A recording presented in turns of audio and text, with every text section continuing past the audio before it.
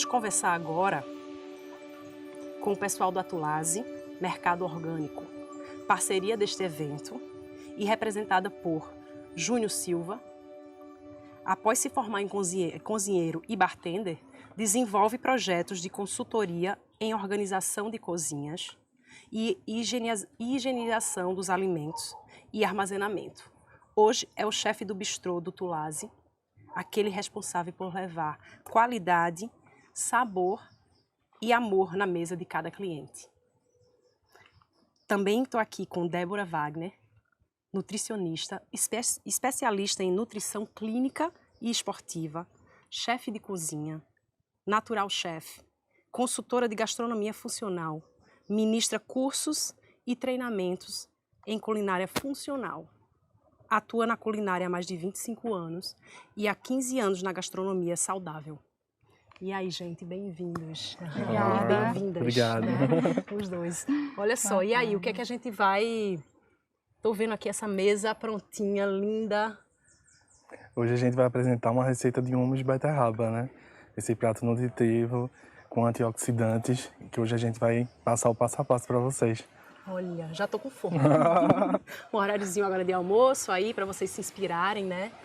Débora, bem-vinda. Isso, obrigada. É uma receita bem estimulante, na verdade, porque ela tem uma junção de dois ingredientes que são muito nutritivos e são, inclusive, tidos na nossa alimentação como fontes de proteína e ferro. Então, na culinária vegana, na culinária natural, ele é um super alimento, o hummus, pela proposta da proteína vegetal e principalmente quando a gente coloca a beterraba, dando biodisponibilidade com a vitamina C, ele se torna um super aliado no dia a dia da alimentação natural e vegana. Ótimo. Então, antes da gente, acho que começar essa receita, eu queria falar assim um pouquinho mais de vocês. Como é que é? Assim, eu, na verdade, estou também conhecendo, né? Já ouvi falar, lógico, da Tulase, mas estou conhecendo tudo agora, né? Então, para quem não conhece, como é? Fala mais um pouquinho da história de vocês, além, né, do que eu falei e tal, dessa experiência de trabalhar aqui em Recife e como é que é esse ser chefe aí desse espaço? É uma honra, né, estar trabalhando com produtos orgânicos, né, de agricultura familiar, agroflorestamento, e estar de acordo com uma alimentação mais nutritiva, né, que visa uma qualidade não só de se alimentar de uma maneira que seja, mas sim de alimentar o seu ser também. E a gente trabalhar nesse processo criativo, né, nutricional também juntos, sempre em parceria com Débora, e a gente trabalha nessa junção junto no Tulase, né? Além do mercado, o Tulase também tem um bistrô, que foi onde eu fui convidado por Renata para poder participar e dar essa ênfase junto com Débora nesse processo. Fantástico. Extremamente. E eu estava lendo ali um pouquinho sobre sua história, veio bem de cedinho, né? Essa experiência com a alimentação, né? Na verdade, eu acho que eu não poderia estar... A gente pode estar em todos os lugares, mas eu não poderia estar mais feliz do que na cozinha. Eu gosto muito, desde muito nova, comecei a cozinhar pelas duas famílias, sempre tiveram muito dentro da cozinha. E aí a escolha de nutrição e gastronomia vieram com essa realização de estar na cozinha. O trabalho de Natural Chef, né, se amadureceu nos últimos 10 anos, e aí o convite de trabalhar no Tulase, há um ano atrás, trouxe essa experiência de agrofloresta, dos orgânicos, de uma mentalidade que vai além, como o Juninho falou, né, da alimentação do corpo, e a gente tem a gente entende o papel da alimentação como uma arma, né, uma atitude política aí de preservação do meio ambiente é algo que é muito forte no Tulase. O pensamento de inclusão, o pensamento de trazer os orgânicos e oferecer num preço justo, né? O mercado local com um preço justo, a gente apresenta os alimentos que são trazidos da agricultura familiar, que a gente tem 4 famílias que fazem esse fornecimento do nosso mercado, do nosso bistrô. A gente ainda consegue levar os orgânicos para casa dos nossos clientes e para alguns restaurantes, alguns parceiros que a gente abastece também, lá em Recife. Fantástico. É aquela ideia, né, do farm to table, né, da fazenda para a mesa, né? Exatamente. Então a gente tem, eu acho que é extremamente importante, né, essa questão, então fantástico, né, o trabalho que vocês vêm aí fazendo. E aí, quem é que vai começar a mostrar um pouquinho do que é que a gente vai fazer? Vamos lá? Vamos lá?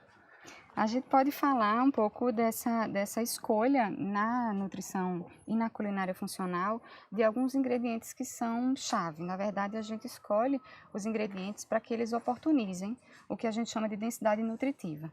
Um alimento denso nutritivamente é aquele alimento que ele tem, num volume, né, de oferta da refeição, uma quantidade bem grande de nutrientes, de vitaminas, de minerais, de enzimas que naturalmente fazem com que aquele alimento já seja muito bem absorvido e seja também digerido pelo nosso organismo. Então, num primeiro momento, a gente já pensa que a culinária natural, ela escolhe ingredientes e receitas densamente nutritivas. O hummus, como eu havia falado, ele tem como ingrediente principal o grão de bico, que é um grão extremamente nutritivo, rico em ferro, que é um grande representante da proteína de origem vegetal, mas que ele precisa passar por alguns passos, ele precisa sofrer algumas técnicas culinárias para que a gente consiga absorver bem todos esses nutrientes e que a gente tenha também uma boa digestão. Lá no Tulase, né, o Juninho, ele coloca em prática todas essas necessidades nutricionais para que o alimento seja bem absorvido, seja nutritivo e seja bem tolerado. E a gente vai falar um pouquinho aqui, principalmente, sobre como colocar, né, esse grão de bico aí na nutrição do dia a dia de maneira adequada. Para a gente começar, o uso do grão de bico, ele é um grão que tem uma resistência, ele tem um amido que a gente chama de amido resistente, que é um carboidrato, que ele tem muitos nutrientes, mas que também tem algumas substâncias que a gente chama de antinutrientes. E esses antinutrientes, a gente consegue minimizar a ação deles, que é uma ação de sequestro de nutrientes importantes, fazendo uma medida simples, que é colocar o grão cru de molho na água. É o que a gente chama de remolho. Esse remolho é simplesmente cobrir os grãos com água, e preferencialmente colocar um raminho de alecrim ou uma folha de louro, porque essa água, a gente vai conseguir dissolver nessa água algumas substâncias que são essas antinutrientes que a gente teria dentro do nosso intestino, que causaria esse sequestro dos nutrientes e também um mal-estar muito grande. Aquela sensação que a gente tem de gases, de fermentação quando a gente come. Toda a família dos grãos, na verdade, né? Precisaria passar. Né, mais do interior e tudo, a gente começou arroz com feijão, né? E o feijão, que é importante esse dia, né? Ele estar de molho de um dia para o outro, né? Isso. Até para fazer essa eliminação dos gases, né? Essas toxinas. Isso. E dependendo do tamanho do grão, por exemplo, o grão de bico, ele é um grão que a gente chama intermediário. Ele nem é grande, digamos, como a fava, né? Tão grande quanto a fava, como a castanha do Pará, mas também não é tão pequenininho quanto o arroz integral. Então, o tempo ideal seria pelo menos 8 horas de molho. A gente pode colocar de um dia para o outro, ou então pelo menos no mínimo 4 horas.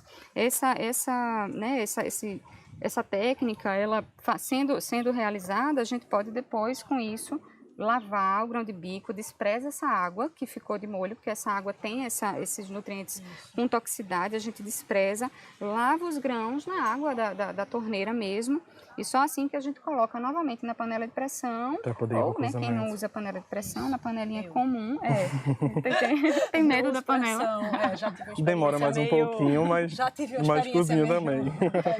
Do mesmo jeitinho, você coloca para cozinhar, sempre água que cubra o grão, e se você puder, ir eliminando aquela espuminha naturalmente que se forma no cozimento. Essa espuminha já vai ser muito, muito, muito menor, porque a gente fez esse processo. Mas sempre eliminar essa espuminha. E aí, desse jeito, a gente tem o tempo de cozimento.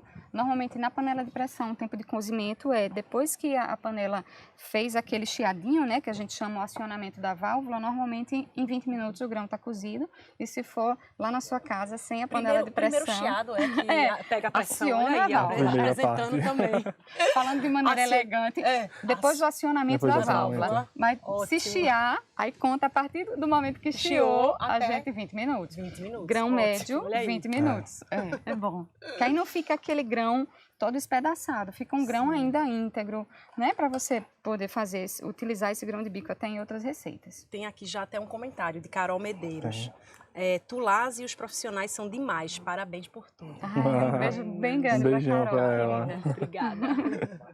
Ótimo. E aí você estava falando que na panela, quem não tem Sim. panela de pressão. Na sua casa, minha aí a casa. gente vai pelo menos o dobro desse tempo, 40 minutos Sim. para o cozimento, certo? Tendo ali, também tem o seu lado positivo, que você vai tirando a espuma, aquela- né? Com Quem a tá na pressão, colherzinha. Não tem como. só depois. Então você vai tirando, 40 minutos está pronto. Existe uma referência que é interessante, que para o grão pegar o sal, digamos, né? E também ter um cozimento suficiente para que o grão fique todinho cozido de maneira uniforme, é bom a gente só salgar no finalzinho. Então, quando eu abro Exato. a panela de pressão, Muito ou bom. quando eu estou no finalzinho do preparo desse grão de bico no cozimento aberto, eu só assim adiciono sal, né, na quantidade que você utiliza, que você gosta, preferencialmente, né, o mais suave possível, para depois você finalizar na mesa. E só nesse finalzinho coloco o sal, porque aí você não compromete a consistência do grão. Na parte da finalização, né? Isso. É sempre bom. Fantástico. E aí, qual é o próximo passo? Com esse grão cozido, lavado e escorrido, tem algo também que é bem importante que a gente faça. Eu vou procurar mostrar aqui e vou pegar nos grãos. Nutricionalmente falando, né, a gente tem já na eliminação da água, as saponinas, aqueles sequestradores de Toxinhas, nutrientes, as exato. substâncias antinutrientes, elas foram bastante, né, eliminadas, mas ainda fica aqui, depois do cozimento do grão, aquela pelinha, que é uma pelinha característica dos grãos. A gente tem essa pelinha no milho, na ervilha, no grão de bico. Essa pelinha, se possível, a gente vai eliminar, né, o mais que a gente consiga. Claro que, né, todo mundo diz, meu Deus, eu vou tirar a pelinha de todo o grão, que trabalho danado.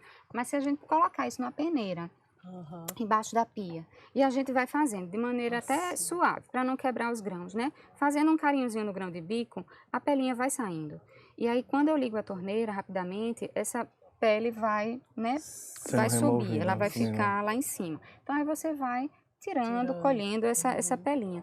Essa pelinha no nosso intestino, ela causa um desconforto muito grande. É justamente ela que causa o estufamento, os gases, principalmente quando a gente não tem um intestino saudável, com as bactérias intestinais já recolocadas. Quando a gente coloca, né, o uso do kombucha, do kefir, dos lactobacilos e dos fermentados como algo interessante, a gente nutre o intestino com essas substâncias maravilhosas e elas conseguem nos ajudar a fazer essa digestão. Quando eu tenho muitos gases com o consumo dos grãos, por exemplo, é um sinal de que meu intestino está bem pobre nessa população maravilhosa de bactérias e de ajudantes na absorção dos nutrientes. Então, importante, sempre nutrir o intestino com esses fermentados, né? Se alimentando de maneira mais natural possível. Mas a gente ajuda também essas bactérias diminuindo a presença desse, né, do excesso das pelinhas. A gente não tira toda a fibra do preparo, porque eu tenho muita fibra, né? Inclusive no grão. Essa pelinha superficial, ela gera bastante desconforto. Aí, enquanto o Juninho vai falando outras coisas, eu estou aqui caprichando na pelinha. Depois da pelinha.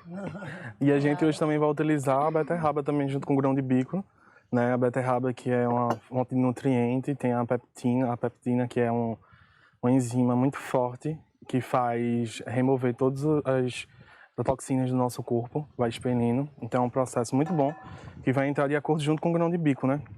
Vamos utilizar azeite, uma tahine, a tahine que é uma pasta de gergelim, muito maravilhosa, muito nutritiva também. Que vamos usar o limão, vamos usar o alho também. A gente trouxe até uns pãezinhos de fermentação natural, pão integral para a gente poder fazer um acompanhamento e montar um prato para poder apresentar para todo mundo direitinho. A gente tem um pão integral de farinha orgânica também, farinha da Paulinha, casa, que né? são feitos lá, no Tulase. que são feitos lá no Tulase. A gente já trabalha com essa parte de panificação também. E a gente trouxe o pão de batata doce roxo também para fazer esse acompanhamento, junto com as folhinhas de rúcula e as folhinhas de beterraba, né? Porque às vezes as pessoas nem sabem, mas as folhas de beterraba também são utilizáveis, né? A gente pode utilizar para fazer uma saladinha, que é o que a gente vai fazer hoje aqui. Vai apresentar um dos dois entradinhos que a gente tem lá no bistrô, que é o couvé Tulase. Que é essa ideia do aproveitamento total do alimento. É muito interessante. Lá a gente visa muito isso, aproveitar tudo, assim, toda a parte do nutriente já para poder não ter esse desperdício. Sim. Que é, na verdade, a gente lá no comecinho teve uma oficina de compostagem, né? Sim. Então ele vai, tem que, né, tem um fim ali, vai. Depois que sai da cozinha, ele pode ir para o composto. E a gente colocando, né, o grão de bico como um ingrediente importante nesse preparo. O grão de bico ele é rico em proteínas vegetais, ele tem uma quantidade incrível de fibra, ele é um ingrediente muito neutro porque ele é utilizado como base de preparos da culinária vegana. Então, a partir desse ingrediente, do jeitinho que ele está, cozido, levemente temperado ou minimamente salgado, eu tenho a retirada, né, dos antinutrientes da pelinha, eu vou poder processando ter como base para o preparo de pães, de bolos, de hamburguinhos, de bolinhos. Eu posso fazer um creme como hummus, eu posso fazer um molho branco para um macarrão. Então, nesse estágio, é muito útil ter grão de bico cozido nesse ponto em casa, na geladeira ou no congelador, para que vários preparos sejam desenvolvidos. A gente está aqui com ele na base para um monte de coisa. Aqui a gente vai usar para fazer o nosso hummus de beterraba. Delícia. A gente já pode começar? Vamos. Com certeza. Horáriozinho de almoço. Eu vou ficar aqui auxiliando o Juju. A gente vai precisar de um Thermomixzinho, tipo um mix processador, para poder processar. Quem não tiver pode usar um liquidificador também, né? Para poder fazer esse processamento, porque a gente vai envolver o grão de bico junto com a beterraba e todos os outros produtos, todos os insumos. Vamos lá. Esses produtos todos que a gente está utilizando, inclusive, são produtos que a gente vende lá né, que a gente comercializa no bistrô, no mercado Tulase. A gente tem o azeite, tem o tahine, que é de uma produtora de Olinda, que a Vilminha, ela faz o tahine orgânico e a gente prestigia, né, esses nossos fornecedores locais. O azeite, a gente tem alguns fornecedores, um deles tá aqui com a gente. É bom botar os molinhos lá para baixo também, para ajudar o processador. Exato. Pode ser no processador simples também, não é necessário um super tecnológico. Mas, pensando em alguém que não tenha, como o Juju falou, pode usar o liquidificador, certo? Deixa eu pegar a tahine. E como a Débora falou, é sempre bom colocar os produtos líquidos lá abaixo, porque aí vai fazendo com que tudo se envolva. Não precisa dar aquela de melhor chacoalhada, forma, né? Porque tem uns, né? Às vezes a gente... Não, aquele... tem que dar um empurrão no liquidificador. Abrir, até com a, né? Abre, e ter cuidado. E aí, muito cuidado. Para não colocar colher, lâmina, porque pode machucar. Exato. Em relação ao tahine, falar um pouquinho da maravilha nutricional que é o tahine. O tahine é o creme de gergelim. A gente usa ele em muitas receitas, principalmente receitas que têm uma tendência no Oriente Médio, porque ele dá um sabor específico à receita. Ele só tem aquele travo forte quando a gente usa em uma quantidade que não fica harmônico com os outros ingredientes. Quando eu pego o tahine puro, a tahine amarga, dá um sustinho. Mas quando eu coloco numa proporção interessante, que fique gostoso com os outros ingredientes, para quem não conhece ou para quem ainda não provou, começar devagarzinho. Um molhinho de salada, né, fazer uma mistura, passar numa torradinha. Um crocantezinho de cereais, isso, que é muito bom também. Bem gostoso e muito rico em proteínas. Ele entra, por exemplo, nos cardápios dos pacientes, no cardápio das pessoas, como uma fonte gordurosa, um substituto, por exemplo, de uma gordura, como o azeite, o coco, o abacate, mas a gente tem um valor nutricional de proteína muito interessante, muito elevado. Então, ele entra aí com um boom de proteína. E aí, a lindeza geral é que quando a beterraba. Ela deixa tudo mais bonito, eu né? não tinha ainda pensado nessa possibilidade. E o sabor terroso da beterraba, ele é a característica por ele ser um alimento muito rico em ferro. E esse agregador do ferro na receita foi pensado porque a gente tem fonte proteica e eu preciso de uma fonte de ferro para que, inclusive, a gente estimule as pessoas a diminuir o consumo da carne vermelha na dieta. A gente, no consultório e no nosso dia a dia, a gente faz a sugestão da diminuição da proteína de origem animal por todos os impactos que ela traz no meio ambiente e principalmente na saúde. E existe sempre aquela pergunta, né? Mas como é que eu vou substituir a proteína e o ferro na minha dieta? o humus de beterraba é a prova que a gente consegue isso. Eu tenho proteína, eu tenho ferro e eu vou ter o maravilhoso, né, do acréscimo da vitamina C para que a gente tenha a absorção desse ferro na receita. As interações nutricionais, elas existem, a gente precisa ajudar um nutriente com o outro para que a gente consiga absorver tudo isso direitinho no intestino. De uma forma legal. Isso. Então, as receitas na culinária e gastronomia funcional, elas são pensadas dessa forma. Eu preciso dar a quem consome tudo, tudo ali da melhor maneira e mais fácil e mais confortável possível.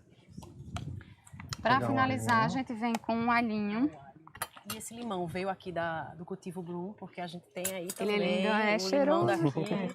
A gente trouxe ele lá delícia. Esse do limão, Tulase, aproveita. Esse vem de Glória de Goitá, dos Vem, nossos produtores, né? Dos nossos agricultores familiares. Que são lá de Glória, tem seu Alonso, tem Heronildo, tem Juarez. Então, tipo, todos os nossos produtos são colhidos diariamente. E são levados para lá. E eles devem estar assistindo a gente, né? Devem estar assistindo Seu a gente. Alonso super tecnológico. Um beijo para eles.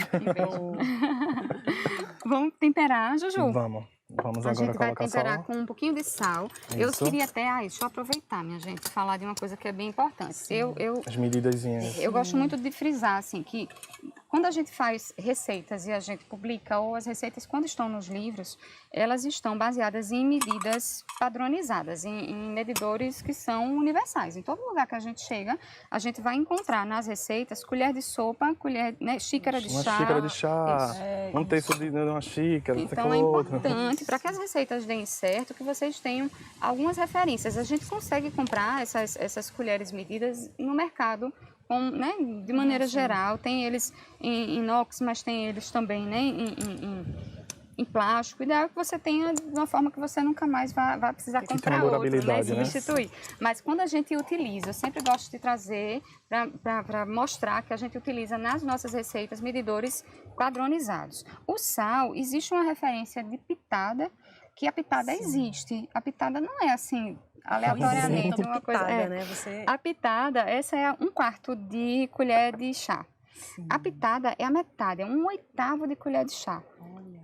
Então a gente coloca aqui, quando a gente fala pitada, a gente coloca metade de 1/4 da colher. Mas claro, o sal sempre é ao gosto de quem prepara e também de acordo com a prescrição que a pessoa tenha, né? Pouco sal, menos sal, ou até pode não necessariamente salgar se o contexto da refeição já vai ter outro tempero. Vamos lá? Vamos bater, né, Juju? E é sempre bom ter uma aguinha reservada, porque caso precise. Exato, caso precise na hora de processar, a gente utiliza. Isso, a gente tem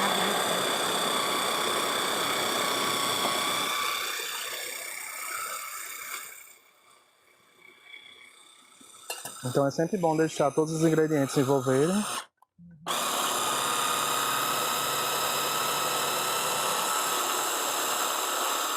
Que linda essa cor, né? É lindo, né? Uma beterraba dá E além de ser nutritivo, né, ainda tem essa parte de trazer a beleza para os pratos. Né, que não estão acostumados assim, com essa alimentação, de repente traz para as crianças, esse negocinho aqui, bem bonitinho, essa cor linda. É muito, muito estimulante. Ele é todo lindão, né? Na cor, o rosa atrai muito, né? Essa aguinha a gente coloca aqui na receita, a gente pode utilizar até 150 ml de água. Exato. E pensando na consistência, né? Sim.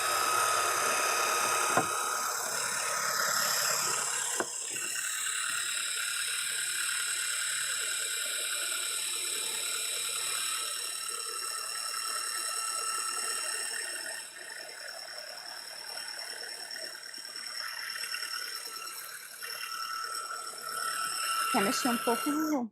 Vou mexer um pouco agora. Só para dar uma envolvida. Falando do que a gente agora há pouco colocou, eu vou mostrar aqui uma dica de aproveitamento. Uma diquinha de aproveitamento, né, da beterraba. Como o Juju falou, a gente utilizou na receita a beterraba, né, a raiz propriamente. As folhas a gente higieniza e utiliza ela como como conteúdo da nossa salada.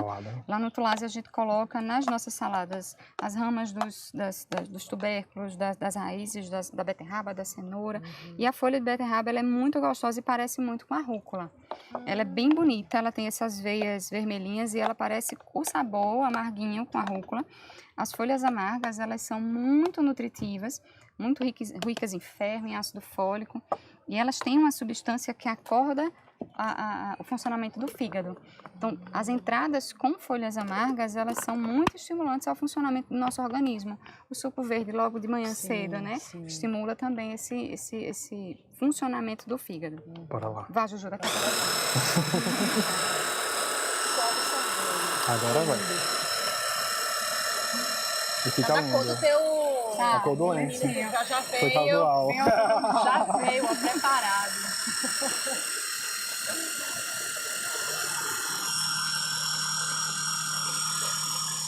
Pronto, ele aqui foi processando até ele todo desenvolver.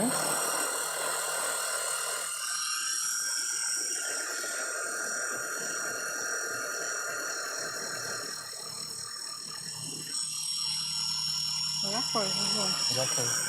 Pronto, é quando vê que todos os ingredientes estão todos envolvidos, pronto, criou uma pastinha, já tá num ponto. Que a gente vai provar. Isso. Vamos. Você pode usar também em casa essa parte, esse talinho da beterraba cortadinho. Fica crocante na receita, parece como salsão Olha nas isso. saladas. Então a gente usa as folhinhas, esse talo maravilhoso, super nutritivo. E cru, o talo. Cru. Você pode colocar cortadinho. no seu caldo de legumes também, como Sim. um ingrediente para dar sabor, marcante, é gostoso. E cor, mas ele cru fica uma delícia, fica bem crocante. Voltar no cenário novamente. É que nem os talos das folhas de cenoura, né? As pessoas acham que não são reaproveitáveis, mas é uma maravilha, uma delícia, bem docinha. Fantástico. Olha só que lindo. Aí, outubro rosa. Ai, lindo. Outubro rosa é homenagem, Menina, né? Você tá aí representando, viu? Muito bom. Aqui, vou colocar aqui nessa molheirinha. O prato, né, na verdade, o hummus, ele pode ser uma pastinha, pode ser colocado no recheio de um sanduíche. A gente pode colocá-lo como um molho que envolva uma massa. Uma massa recheada. Ele pode estar em vários momentos na nossa alimentação.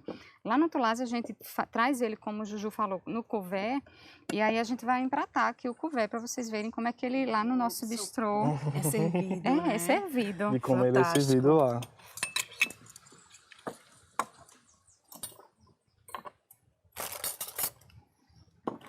Cortar os Onde é que pãezinhos. fica? Em Recife? Fica lá em Recife, a Isso. Tulase. O Tulase ele fica na Conselheiro Rosa e Silva, lá em Boa Viagem, e a gente tem também a forma de levar o Tulase para casa das pessoas, tanto com os nossos produtos do mercado, né, os hortifrutis e também o nosso bistrô, que pode ir para casa, né, de todo mundo pela essa facilidade, né, do delivery.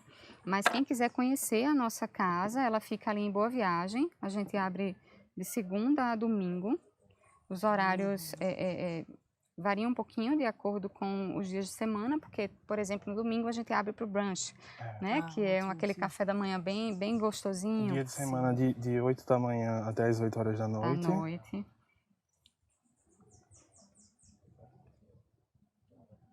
Pois é, uma coisa que eu não sabia era a beterraba. Eu sabia que você poderia reutilizar, mas nunca tinha provado a folha. Ela é incrível, ela é uma irmã da rúcula. Eu adoro rúcula, que além de ser amarga, ela tem uma picante, né? Um pouco picante. É muito boa. Eu gosto muito do... Não, é muito parecido, assim, a textura e o sabor. Imagina, né, colocar isso como desperdício, não pode. Não não olha existe. isso. Coisa linda. E olha a abelhinha cor como fica mesmo. É maravilhoso. Comida boa, elas estão juntas. Estão de olho.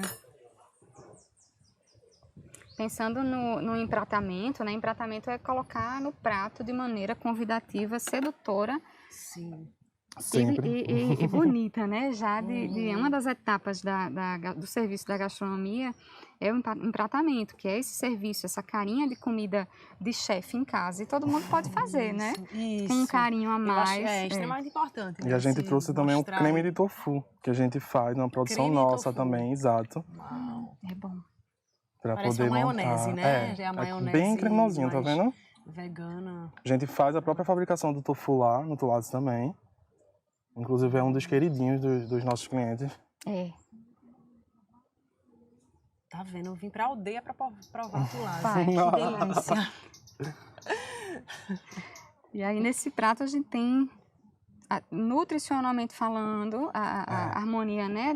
Do que a gente precisa em termos de proteína, carboidrato, gordura saudável. Gastronomicamente a gente tem textura, a gente tem, né, beleza, a gente tem aquele encantamento do serviço. Sim. E é importante pensar que a nossa comida ela pode ser assim no dia a dia, né? São ingredientes que são práticos. Se eu não tenho o grão de bico, eu posso fazer com feijão fradinho, posso fazer com feijão branco, hummus de feijão fica delicioso, ervilha, lentilha. O grão ele tem um papel importante aqui como fonte proteica. Né, durante o dia é importante que as pessoas possam utilizar dessa fonte proteica da melhor maneira possível, de acordo com suas necessidades. Mas no prato tem esse valor, com tudo aquilo que a gente falou da biodisponibilidade, os verdes ali super ajudando na absorção de tudo. Eu fico encantada. Esse é um dos meus xodózinhos lá do Tulades. E é uma delícia, né? E todo mundo ama. Tem aqui uma pergunta. De Wagner Xavier. Por quanto tempo posso conservar o hummus? A gente sempre dá uma durabilidade assim de processo, desde o processo do dia da fabricação dele, né? Sim. Mas a gente dá no máximo em torno de 5 dias, que é uma coisa já firmada. A gente mais 5 dias. Exatamente, um tempo de 5 dias. Às vezes pode durar mais, de acordo com a temperatura da geladeira da pessoa, sabe? Mas em torno de 5 dias é o essencial. Né? E pode congelar também. Né? Todo alimento de origem vegetal, ele pode ser congelado por até 6 meses, quando eu tenho o cuidado de buscar uma embalagem que seja adequada. Por exemplo, né? Aqui a gente tem esses vidros que a gente reutiliza, né? Inclusive, a gente estimula muito a utilização desses vidros. Na geladeira da gente, a gente pode colocar no vidro. Deixar armazenadinho. O vidro, ele não transfere para o alimento o cheirinho e o gosto do alimento que já esteve lá, como o plástico. Então, né, tentar eliminar o plástico da rotina muito mais na gastronomia por conta disso. Transfere sabor, né? E nem se fala, né? A questão do uso de plástico no dia a dia, na questão ambiental. Então, um vidro bem fechadinho. O oxigênio, ele oxida as vitaminas e os minerais, principalmente o ferro e a vitamina C. Então, se eu deixo o meu hummus exposto na geladeira, ele não vai durar nutricionalmente, né, os 5 dias. Inclusive, pode sofrer contaminação também. Mas bem fechadinho. Bem armazenado. 5 dias ou meses congelado, mas nem dá tempo, porque a gente já vai comer. Já vai comendo, né? Não, e ficou com essa cor aí maravilhosa. Isso. Aí tem outra pergunta aqui. Vamos lá. Perguntas de Jaderson Oliveira. Quero saber as combinações dos alimentos. Será que ele ficou falando de combinação dos alimentos de tipo... Quais são as interações, de repente? Imagino, né? Que seja essa pergunta sobre essa... Pensando combinação, né? Como combinar? Porque às vezes a gente quer, talvez, se alimentar, né? Saudável, pensar sobre isso e dizer, e aí, como é que eu vou colocar? Hoje eu aprendi, tá? Eu vou botar esse hummus, né, com a beterraba. Para mim foi sensacional, né? Essa combinação. E aí, de repente, falar sobre essas combinações, né? Dentro de um equilíbrio nutricional, a gente deve fazer a combinação de carboidratos, de fontes proteicas e de gordura. Esse equilíbrio, junto com cores e com alimentos de origem vegetal, trazem para a gente as vitaminas e os minerais que a gente precisa. Então, harmonicamente pensando, as fontes de carboidrato, as mais naturais e íntegras possíveis, os grãos, né, como o grão de bico que a gente utilizou, o arroz, A macaxeira, o inhame, as raízes, a macaxeira, que são... né, que é aqui todo mundo, né? São tubérculos, são raízes que são frequentes na nossa, aqui no Nordeste, na nossa alimentação, e são muito valiosos. A questão é que quando eu tenho algo que me dá especificamente a quantidade que eu vou comer, mais ou menos, isso é a personalização, digamos, da necessidade. Mas de tudo a gente poderia consumir, inclusive o carboidrato, né, que todo mundo tem tanto medo.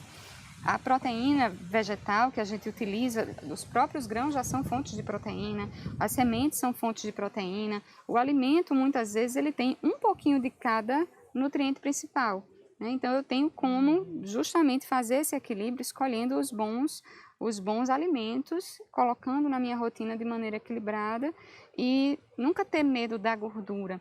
A gente tem uma geração que vem sofrendo por conta de algumas exclusões muito radicais da gordura em décadas anteriores, né? A retirada de gordura com medo por conta do peso e por conta do colesterol, um receio, por exemplo, o abacate, né? Ele coitado, sofre o bullying de engordar, tanto. De ser gordinho. Eu como abacate todo dia. Maravilhoso. E é a gordura que preserva as nossas células cerebrais e minimiza problemas desde falta de memória até o impacto maior no Alzheimer.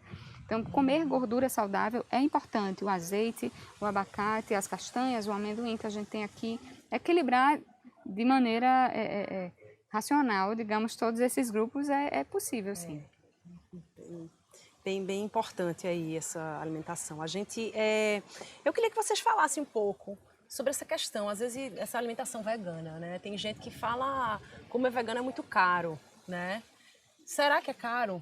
Ou, né? E como é? Porque assim, na minha cabeça, às vezes eu penso em alimentação vegana, eu foco muito na alimentação, mas o veganismo, pelo que eu entendo, vem todo de utilização do que você usa, né? De não usar o couro e tal. Mas para a gente trazer mais para a alimentação, né? Qual é a dica? Como é que vocês, né, trazem assim para você mudar até não só o veganismo, mas até tirar a carne, transição, né, devagarzinho. De retirar essa proteína animal. Uma sugestão aí de vocês pensarem aí como é que a gente começa essa transição. Essa é uma pergunta. Eu acho bem importante assim o planejamento em relação à retirada. Eu atendo muitos jovens no consultório e muitas crianças, inclusive, que já pedem para os seus pais para fazerem a retirada dos alimentos de origem animal, né, da sua alimentação. É muito frequente. Eu tenho 2 filhos e o meu filho de 9 anos tem essa vontade, esse desejo, e a gente já trabalha em casa com muitos alimentos sempre, né, de origem vegetal, e a gente excluiu já bastante coisa em relação ao consumo animal. A carne vermelha, por exemplo, né, e de frango, principalmente por conta do manejo. Eu acho que a programação é muito importante e, principalmente, a avaliação de saúde baseada em alguma deficiência que a pessoa tenha. Porque o veganismo é possível para todos, né? Todos podem excluir a proteína de origem animal e, principalmente, né, essa carne vermelha que tanto né, as pessoas ficam presas ainda a esse consumo. Planejamento, avaliação da individualidade e, principalmente, a gente tem na natureza uma ampla opção de grãos, de algas, né, de sementes. A gente tem ali atendida às necessidades vitamínicas, minerais e proteicas quando a gente escolhe, planeja e organiza um cardápio nutricionalmente baseado no veganismo, né, nas opções de origem vegetal. A variedade é muito importante, o equilíbrio das cores, o equilíbrio dos grupos nutricionais, pensar que a individualidade inclusive do paladar, né? Sim. A gente tem expectativa que todo mundo gosta, nós somos beterraba. Mas é variado, tem gente né? Que não gosta necessariamente do sabor. Adaptar de maneira carinhosa também né, esse paladar ao veganismo para que, num primeiro momento, não se torne algo que não seja prazeroso, porque é muito prazeroso. A vitalidade, né, positiva que vem da alimentação natural é incrível. É feito, eu falo, né?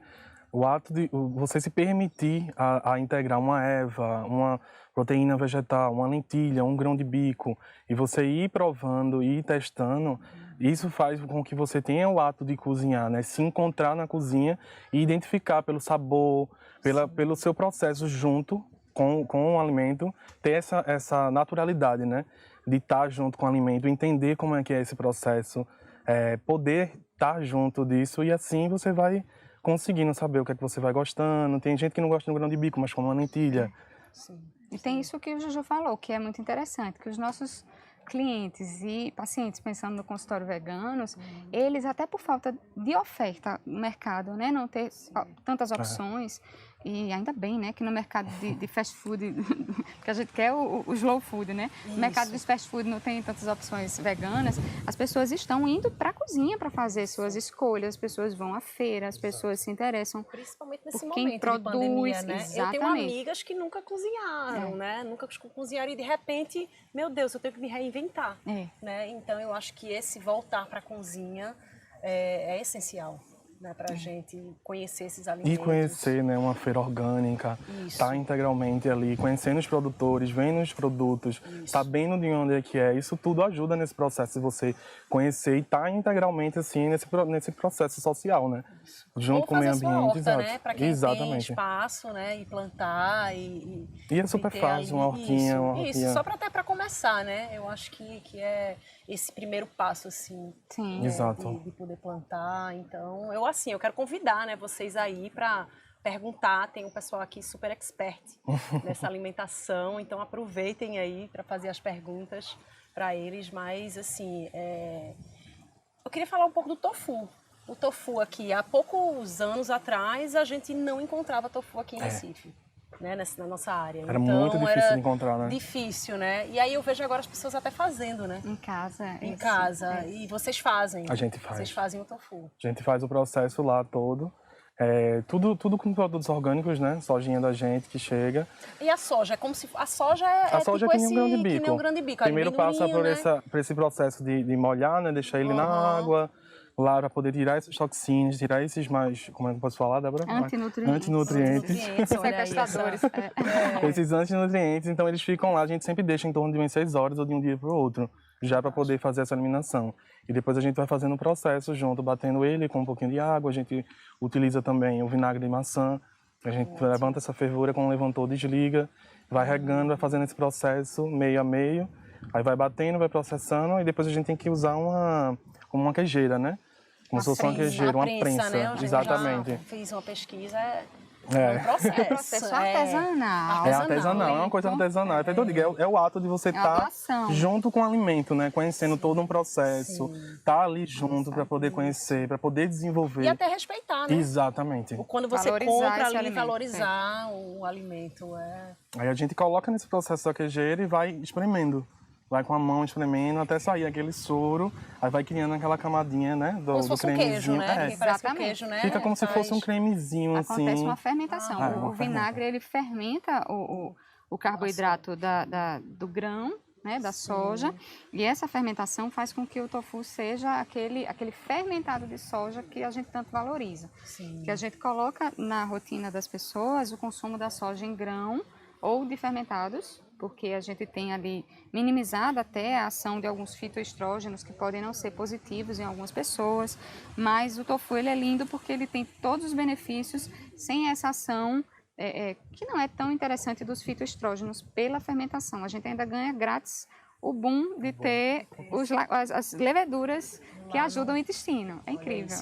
Faz tudo regularizado. A gente tem algumas perguntas aqui. Vamos lá. A pergunta de Pedro Del Guerra.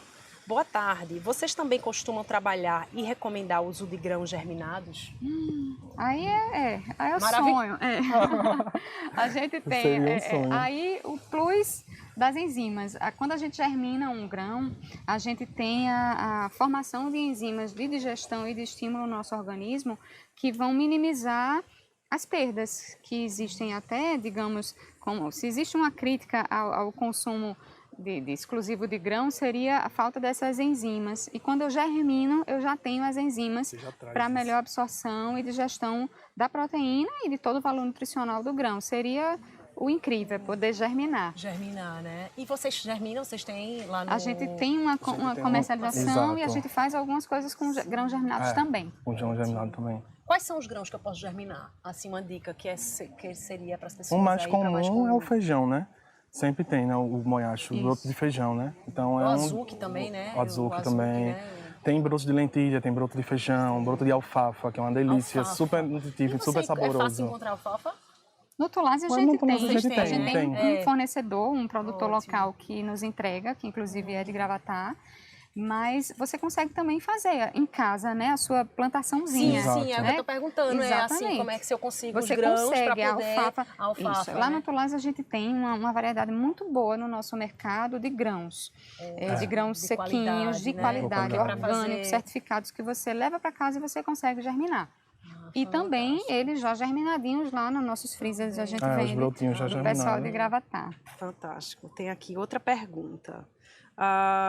Pergunta de Ramos Silva. Para quem pratica corridas, tem uma vida muito ativa fisicamente, tem uma recomendação específica para estar fazendo a transição? Estava esperta. Estava. Tem um mini inseto, mas eu estava esperta. Sempre há necessidade nutricional e todas essas demandas, né, da rotina da pessoa, atividade física, corrida, algo que traga algum estresse oxidativo a mais é levado em consideração. E é extremamente possível que uma pessoa, um atleta de ponta, seja vegano com qualidade. Exatamente. Então, não existe algo que possa excluir a possibilidade Não anula vegana. uma coisa ou outra. É extremamente possível. A gente tem, inclusive, dentro das necessidades nutricionais com os alimentos, isso atendido, e eu posso suplementar também com concentrados nutricionais veganos. Não, e eu lembro que tem até um filme aí que saiu, né, faz pouco tempo agora, e é um filme falando dessa alimentação vegana, né, dos super atletas, assim, que são, né, NBA, não sei o quê, e são super alimento, tudo vegano. E a gente, quando fala do que a gente aproveita no alimento, a gente usa um termo que é maravilhoso, que é a vitalidade positiva.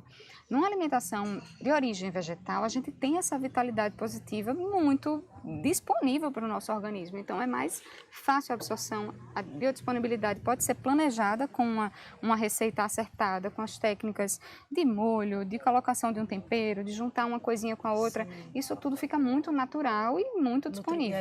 E fica muito saboroso, muito né? saboroso. Também, porque às vezes muitas pessoas que estão acostumadas a estar comendo carne o tempo todo, senti falta disso, e não sente, né? Você se sacia bem com esses alimentos se você coloca eles aí num equilíbrio, numa mistura. Sim, com prazer e nutrição, né? A saciedade, ela é ampla. Fantástico, fantástico, muito bom. Então, eu, assim, super feliz, né, com esse... Acho que você precisa provar.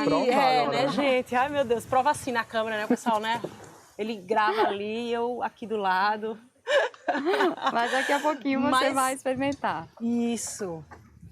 Eu queria também falar, na verdade, do cultivo aqui, né, da Bloom, que eles têm um cultivo orgânico, né, agroflorestal, que eu tive a oportunidade de conhecer, né, e conhecer seu Chico aí, plantando, extremamente importante, né? Às vezes assim, a gente tem essa área de mata, né? Eu tive a oportunidade também de caminhar por aqui e ver um lugar que é extremamente, que você olha assim e você diz, aí eu não consigo plantar, porque é íngreme por causa disso e tudo, e o pessoal daqui do Cultivo Bloom tem essa horta, né, orgânica, e eu já provei, a cenoura é maravilhosa, docinha. É uma delícia. O orgânico, né? E aí você vai descobrindo esses lugares, a cenoura daqui é tão docinha, o tomate dali do meu produtor vizinho, né? Então é muito incrível. Eu, assim, na verdade, sou muito feliz de estar em aldeia, porque eu tenho um jardim, tenho vários amigos que têm, né, jardim e produz orgânico no sistema de agrofloresta também.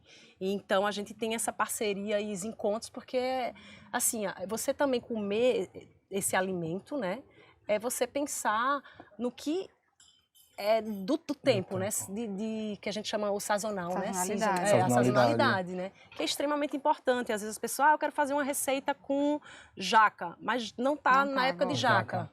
Então vamos e usar aí, o coração né, de bananeira. vamos então essa conexão, observar o tempo todo a natureza, o que ela está oferecendo, né, porque a gente está chegando aí num mês incrível, muita manga, né, jaca também, banana a gente consegue ainda e assim, eu acho que além, né, daqui do Cultivo Bloom, que tem essas flores incríveis, tropicais, tem também essa horta. Então é muito incrível, né? E vocês, né, que estão lá expostos o tempo todo a essa alimentação tão incrível, É muito maravilhoso. É. Você percebe a dedução da diferença entre um produto orgânico e um convencional, né? O que é o normal da gente encontrar. Foi o que você falou, tipo, a cenoura quando você comeu é docinha, né? Então você sente que é totalmente diferente do que é o convencional. Isso. E de respeitar esse processo da sazonalidade, né? Respeitar o meio ambiente dessa forma. De ter cada seu tempo um produto de cada coisa. E a gente também saber, tipo, utilizar de outros produtos, sabendo que não tem aquele. Tipo, eu não tenho uma jaca para poder fazer, Isso. mas eu tenho o coração de bananeira, o mangará. Eu já Olha posso isso. fazer uma receita para poder fazer a Mangará. junção no lugar da jaca. Então, tipo, que é super utilizável e super delicioso também, né? E vai ficar super nutritivo. Ah, então eu tenho que pegar essa receita de mangará, porque eu tô cheia de banana, viu? Cheia de banana em casa. Dá para fazer um antepasto delicioso com mangará. Olha isso, olha essas parcerias, tá vendo, gente? Com essa importância aí desses encontros. É um prazer, assim, estar com vocês. A gente tem até um tempinho ainda, acho que 10 minutinhos que a gente ainda tem, né? E a gente pode, né, não vamos perder esse tempo aí, não, de falar e ter vocês aqui. Como é que a gente pode, sei lá, às vezes eu fico pensando dessa coisa de ir para a cozinha, né? A gente falou um pouquinho sobre essa questão de ir para esse espaço e de incentivar as crianças, porque eu vejo às vezes as famílias vão para a cozinha e não levam as crianças, né? Porque eu acho que é quando você começa a... Eu mesmo fui uma criança que eu não me alimentava bem. Assim, nunca, né? Depois que eu cresci, que eu fui mais para a cozinha. Mas na minha casa eu não tinha tanto essa coisa, vem para a cozinha, vamos fazer junto, né? A educação nutricional, ela começa na cozinha e a criança vivenciando experiências positivas do consumo dos alimentos em casa. Então, acho que quando a gente pensa em criança, é muito importante socializar a criança nesse contexto do que é natural, do que é uma comida que vem da terra, do entendimento ao que é mais valioso, do que é orgânico, ter acesso a essa comida no sentido do toque, dos seus cheiros, né, das suas texturas.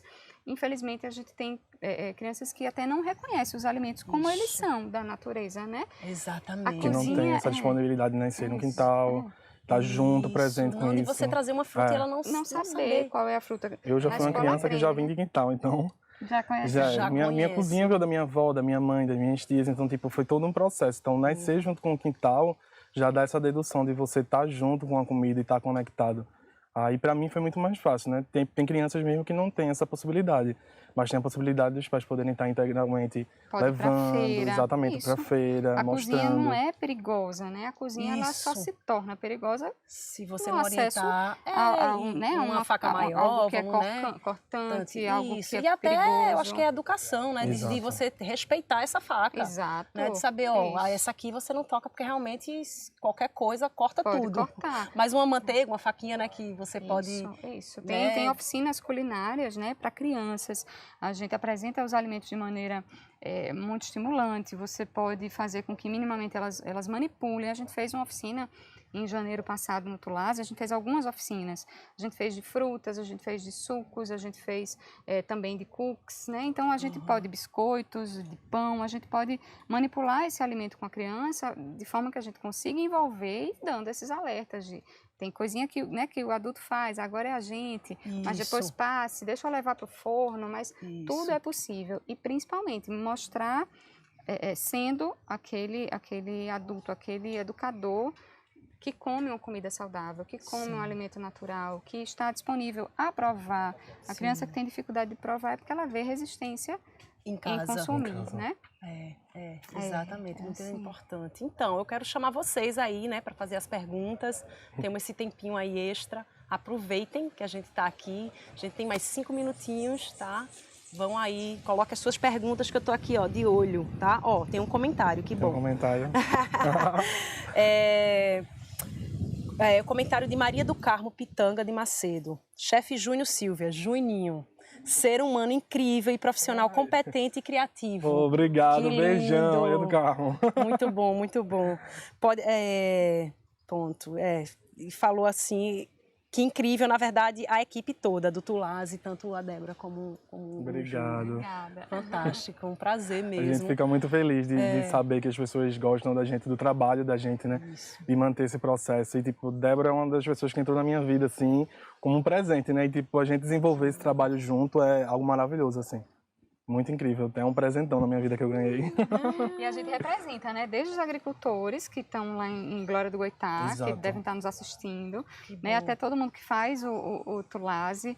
É muito importante para a gente representar algo que seja natural, orgânico, vivo e que possa trazer em forma de serviço para as pessoas, em forma de comida, algum bem-estar. Acho que as pessoas, né, podem... Positivo, né? Isso, as pessoas podem nos buscar e principalmente a informação que a gente quer passar. Pessoas que são de longe, pessoas que não têm acesso, se a podem gente estar junto. valoriza, né, aquela coisa de se manter na terra, né, de ter né, os filhos desses agricultores, se manter lá, porque é extremamente necessário para quem não tem terra. Como é que eu vou me alimentar? Exato. Né? Valorizar o tempo todo Isso mesmo. esses agricultores, que é um trabalhão, gente. É, A agricultura é um cuidado diário, assim, muito grande. Dedicação. É uma dedicação. Ótimo. Pronto. Gente, eu queria agradecer. Foi um prazer bater esse Gratidão. papo com vocês. Obrigada. Aprendi, já estou aqui super empolgada com algumas coisas Experimentar que eu vou agora. experimentar. Isso foi o dia todo, assim,